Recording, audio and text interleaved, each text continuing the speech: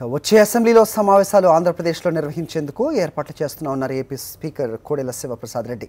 AP అసెంబ్లీలో నిర్వహించిన స్వాతంత్ర దినోత్సవ వేడుకల్లో ఆయన పాల్గొన్నారు. ముందుగా అసెంబ్లీ ఆవరణలోని గాంధీ విగ్రహానికి నివాళులు అర్పించారు. అనంతరం జాతీయ జెండాను ఆవిష్కరించారు.